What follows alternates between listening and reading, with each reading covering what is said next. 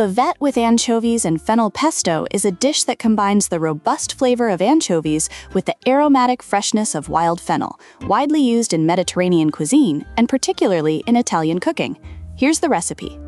Ingredients: 320 grams of bavette, or another type of long pasta, 200 grams of fresh anchovies, or oil-preserved anchovies if fresh ones are not available, 1 bunch of wild fennel, 1 clove of garlic, 30 grams of pine nuts, 30 grams of grated Parmesan cheese, extra virgin olive oil to taste, salt to taste, red pepper flakes, optional. Preparation: cleaning the anchovies if fresh, remove the heads and guts of the anchovies, opening them like a book. Remove the central bone and wash them under cold water. If you're using oil-preserved anchovies, drain them from the preserving oil. Preparation of the wild fennel pesto: wash and dry the wild fennel, then chop it finely with a knife or in a mixer.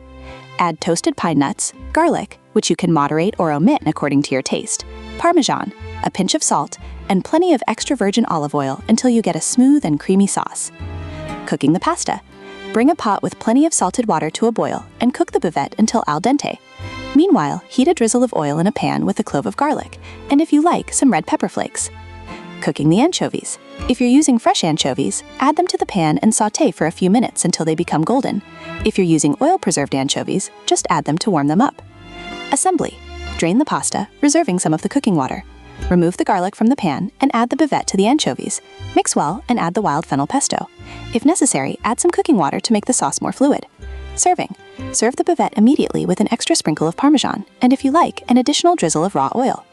Trivia: this recipe is an example of how simple yet characterful ingredients can create a dish full of flavor. The use of wild fennel is typical in various Italian regions, and the combination with fish offers a perfect contrast of flavors.